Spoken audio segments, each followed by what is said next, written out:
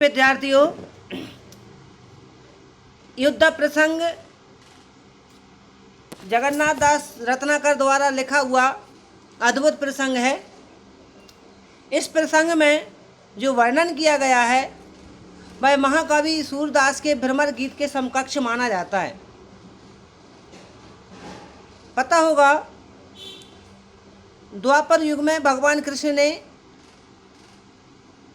मथुरा में जन्म लिया और गोकुल और वृंदावन में उन्होंने अपनी बाल लीलाएं की, अर्थात उनका लालन पालन मथुरा वृंदावन में हुआ, गोकुल और वृंदावन में हुआ।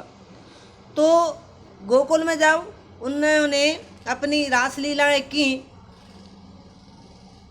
गोपियों के साथ, इसके बाद में अक्रूर द्वारा उनको जब गोकुल से मथुरा ले जाया गया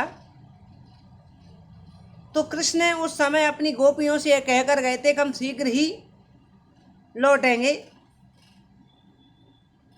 क्योंकि गोकुल की ग्वालनें और वृंदावन की बरसाने की जो ग्वालनें थी वो भगवान कृष्ण से अद्भुत प्रेम करती थी, वो भी अद्भुत प्रेम उनसे करते थे। लेकिन जब कृष्ण मथुरा चले गए तो उनका प्रेम एक वेदना बनकर रह गया।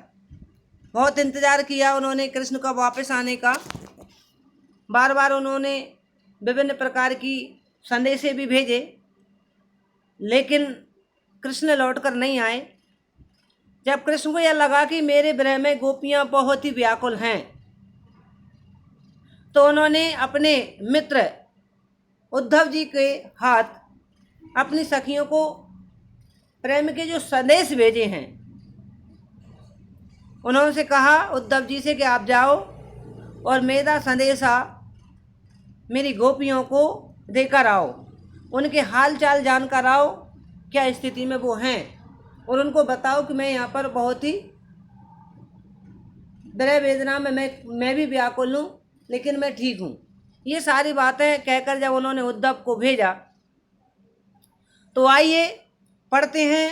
उद्धव लेकर आए हैं कृष्ण का पैगाम, और जब गोपियाँ उनके इस प्रसंग को सुनती हैं, गोपियों को जब ये पता लगता है कि उद्धव जी हमको संदेशा लेकर आए हैं, तो यहाँ पर जगन्नाथ दास रत्नाकर जी इन्होंने एक बहुत ही अद्भुत काव्य कल्पना जो की है और घनाक्षरी छंद में इस छंद को लिखा है। आइए मैं आपको पढ़कर सुनाता हूँ कि भेजे मन भावन के उद्धव के आवन की सुधि ब्रज गावन में पावन जब लगी, कह रत ना करे गोवालन की झोर झोर दौर दौर नंदपुर आवन तब लगी। ऊजा के पद कंजनी के पंजनी पे पेके पाती छाती छुवन छवे लगी, हमको लिखो है कहा हमको लिखो है कहा हमको लिखो है कहा कहने सवे लगी। ये घनाक्षरी छंद में कवि जगन्नाथ दास रत्नाकर जी ने जो लिखा है, आइए सर्वप्रथम हम इसके संदर्भ को समझते हैं। प्रस्तुत पद हिंदी स्वाति के प्रेम और सौंदर्य के उद्धव प्रसंग नामक शीर्षक से अवतरित है। इसके कवि जगन्नाथ दास रत्नाकर जी हैं। प्रसंग में हम लिखेंगे, प्रस्तुत पद्यांश में या प्रस्तुत पद में कवि ने उद्धव द्वारा कृष्ण द्वारा भेजे गए उद्धव जी के द्वारा लाए गए गोपियों के संदेशों का बड़ी मार्मिक रूप से वर्णन किया है, अर्थात गोपियों की जो मनोदशा हुई है उन संदेशों को पा करके उस मनोदशा का वर्णन यहाँ पर कवि ने अद्भुत तरीके से किया है। तो पढ़ते हैं प्रथम पद की पंक्ति कि भेजे मन भावन के उद्धव के आवन की। भेजे मन भावन, मन को भाने वाले, अर्थात भगवान कृष्ण ने भेजे उद्धव के आवन की। भगवान कृष्ण ने उद्धव को गोकुल में भेजा है, और गोकुल की वृंदावन की जो भी सखियां हैं उनको जब ये खबर लगी आवन की, सुध ब्रज गावन में पावन जब लगी, अर्थात ब्रज की गांव में जब ये खबर लगी कि भगवान कृष्ण ने उद्धव को हमारे लिए संदेशा लेकर भेजा है, तो क्या हुआ? कभी रत्नाकर कभी कहते हैं, कहे रत्नाकर, कभी रत्नाकर कभी कहते हैं कि ग्वालनी की झोर झोर। ग्वालनी माने होते हैं ग्वालन। ग्वालों की झोर झोर का मतलब होता है झुंड के झुंड बन बन कर दौड़ दौड़ नंद पौर आवन तवे लगी। अर्थात दौड़ दौड़ करके नंद बाबा की पौर माने होती आंगन। अर्थात कहने का तात्पर्य है कि रत्नाकर कवि कहते हैं कि कृष्ण के द्वारा भेजे गए उद्धव का संदेश जैसे ही ब्रज की गोपियों को मिला तो ब्रज की गोपियां दौड़ दौड़ करके झुंड के झुंड बना करके बाबा नंद के आंगन में आकर इकट्ठी होने लगी, एकत्रित होने लगी। अब क्या है, जब उद्धव जी आए तो उन्होंने सारी सखियों ने उद्धव जी को चारों तरफ से घेर लिया।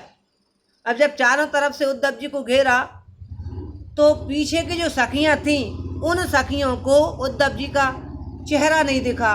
उद्धव जी जो हाथ में संदेशा लेकर आए थे, पत्र लेकर आए थे, वे पत्र जब उन सखियों को नहीं दिखे तो क्या होता है, जब पीछे वाला छोटा कोई भी व्यक्ति हो, चाहे वो स्त्री हो चाहे पुरुष, जब उसको आगे वाला व्यक्ति नहीं देखता तो पीछे से अपने पैरों के पंजों के बल उछक कर उनको देखने की कोशिश करता है। तो वही सखियों का हाल हुआ कि ओ जाके पद कंजनी के पंजनी पे पैक पैक पाती छाती छोवन छबे लगी। अर्थात वे उचक उचक कर अपने पाँव के कमल के समान मुलायम पैरों के पंजों के बल पर के उचक उचक करके वे उद्धव जी को निहारने लगी, देखने लगी, अपने संदेशा पाने के लिए व्याकुल होने लगी। जैसे ही कुछ सखियों को संदेशा प्राप्त हुआ तो पेक पेक पाती छाती छोबन छबे लगी। पेक पेक मान होता है प्राप्त कर करके, अपनी पात्री को प्राप्त कर करके। सबसे पहले उन्होंने पढ़ा नहीं। आजकल क्या होता है, हमको कोई संदेशा मिलता है, सबसे पहले हम उसको पढ़ते हैं, लेकिन उन सखियों के मन में अद्भुत प्रेम था। उन्होंने उस पत्र को पढ़ा नहीं, सबसे पहले उस पत्र को अपने हृदय से छाती से लगाया। अर्थात उन्होंने यह महसूस किया कि भगवान कृष्ण के गले हम गले लग रहे हैं। अर्थात उन्होंने भगवान कृष्ण को अपने हृदय से लगाया है। तो पेक पेक पाती छाती छोबने छबे लगी। फिर दूसरी बात में अद्भुत तरीके से यहाँ पर रत्नाकर जी ने प्रयोग करते हुए लिखा है कि सखियाँ, उनमें ये जरूरी नहीं था कि सारी सखियाँ पढ़ी लिखी हों।